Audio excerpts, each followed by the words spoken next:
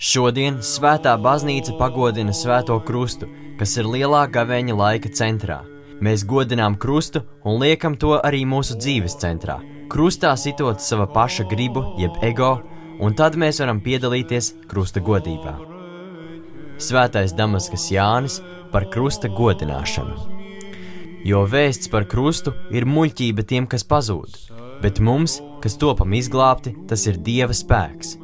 Jo garīgais cilvēks izdibina visas lietas, bet miesīgais cilvēks nesatver to, kas nāk no Dieva gara, jo tas ir neprāts tiem, kas neuzņem ar ticību un nedomā par Dieva žēlsirdību un visu varenību, bet domā par dievišķām lietām ar cilvēcīgiem un dabiskiem spriedumiem.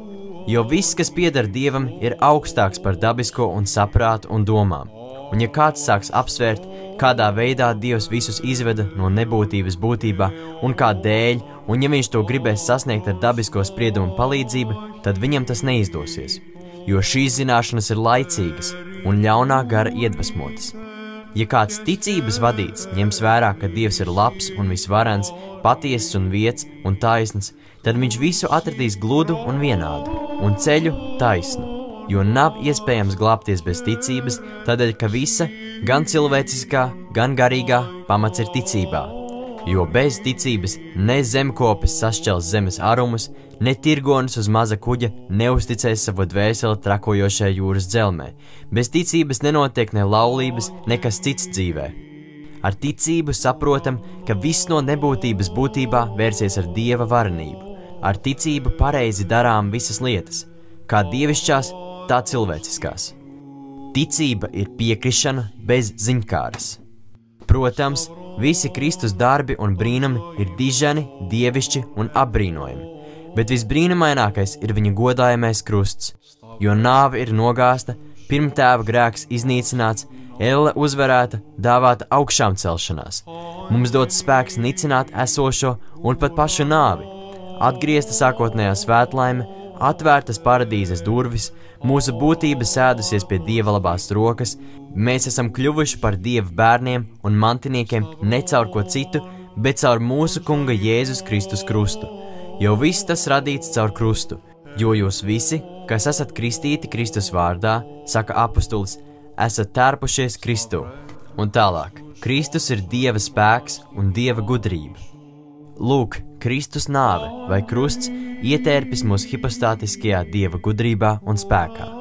Dieva spēka vārds ir krusts, tādēļ, ka caur to mums atklājusies Dieva varenība. Tas ir uzvar par nāvi, tādēļ, ka līdzīgi tam, kā 4 krusta gali savienojas centrā, stingri turas gan augstums, gan dziļums, gan platums, gan garums, visa redzamā un neredzamā radība.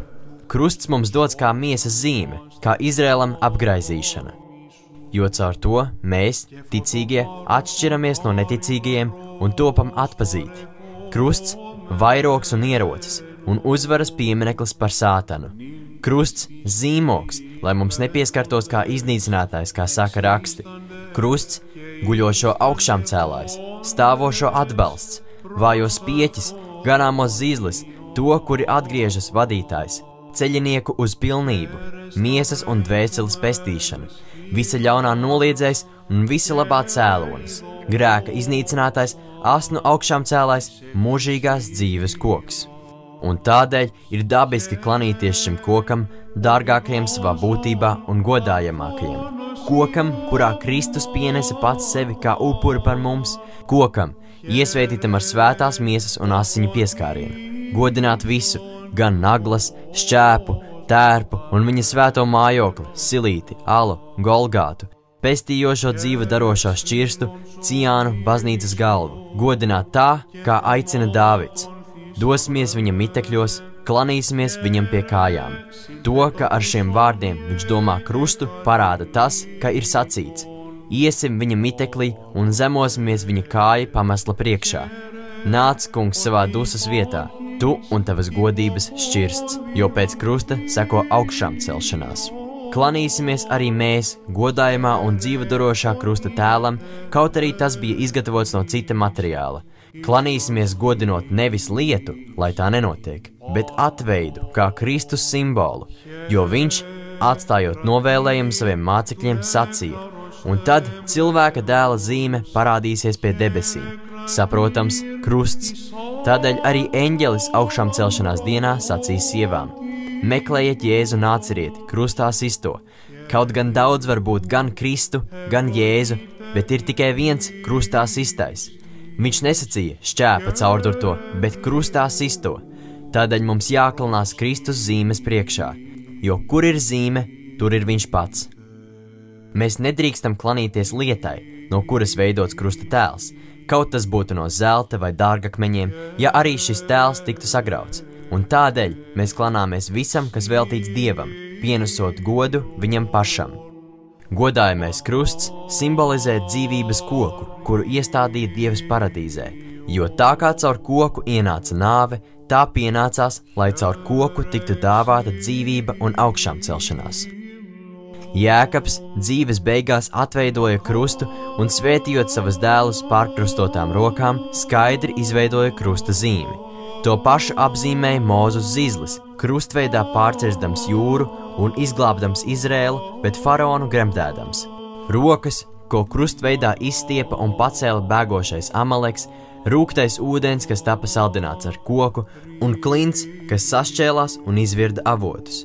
Zīzlis, kas Āronam deva svētkalpotāja tiesības, čūska kokā, kura tika pacelta kā trofeja, it kā būtu mirusi, kad koks dziedināja tos, kas ticībā skatījās uz mirušo ienaidnieku, līdzīgi tam, kā Kristus miesā, nezinādams grēka, tika pienaglots par grēkiem.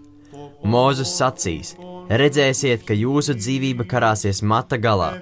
Jesaja: es izstiepju cauru dienu savas rokas pret stūrgalvīgo tautu, kas seko pati savām domām pa nelabu ceļu. Ak, ja mēs paklanījušies tam, tas ir krustam, saņemtu savu daļu Kristu, kurš tika krustā sists. Sirdskaidrais Damaskas Jānis.